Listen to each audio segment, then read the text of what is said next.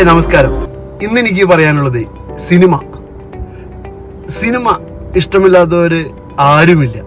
പക്ഷെ ഇപ്പൊ അടുത്ത കാലത്ത് കണ്ടമാനം വാർത്തകൾ വരുന്നുണ്ട്. എല്ലാ സിനിമകളും പൊളിയുന്നു, പ്രൊഡ്യൂസർമാരെ പണം പോകുന്നു. കുറച്ച് കാര്യങ്ങൾ നമ്മൾ ശ്രദ്ധിച്ചപ്പോൾ എനിക്ക് മനസ്സിലാവണമെന്ന് വെച്ച് കഴിഞ്ഞാൽ ഇപ്പൊ കുറെ ചെറുപ്പക്കാർ അല്ലെങ്കിൽ പുതിയ കുറെ സിനിമകൾ വരുന്നുണ്ട്.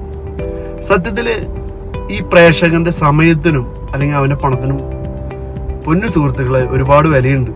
കാരണം ഒരു എന്റർടൈൻമെന്റ് ആയിട്ടും അവര് ആ മുടക്കുന്ന 100 രൂപയ്ക്ക് ഒരു വാല്യൂ അവർ പ്രതീക്ഷിക്കുന്നുണ്ട് ആ സമയത്തിന്. പക്ഷെ പ്രേക്ഷകൻ ഇങ്ങനെ തുടരെ പണം നഷ്ടപ്പെടുമ്പോൾ അവരുടെ ഒരു പ്രതികാരം ഇത് തന്നെയാണ്. തിയേറ്ററുകളിൽ ഒരാളുമില്ലാത്തത്.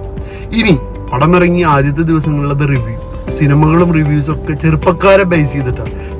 എനിക്ക് ഒന്നേ പറയാനുള്ളൂ, ചെറുപ്പക്കാർ വന്നുകൊണ്ട് തിയേറ്റർ നിറയില്ല. കാരണം ഫാമിലി എല്ലാം വരണം.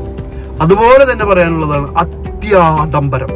നമ്മൾ പറയില്ലേ, ഒരു സിനിമ കഴിയുമ്പോഴേക്കും ഇവരുടെ ലക്ഷറി കാറുകളായി ഞാനത് ഡീറ്റെയിലേക്ക് കിടക്കുന്നില്ല. ഈ ആഡംബരം സോഷ്യൽ മീഡിയയിലൂടെ പങ്കുവയ്ക്കുമ്പോൾ ഇവിടെ എൻ്റെ പൊന്നു സുഹൃത്തുക്കളെ സാധാരണക്കാരുണ്ട്. ഇവിടെ ഒരു മാസം എങ്ങനെ കുടുംബം കഴിയും അല്ലെങ്കിൽ എങ്ങനെ മുന്നോട്ട് പോകുന്നൊക്കെ ആലോചിക്കുന്ന ഒരുപാടുണ്ട്.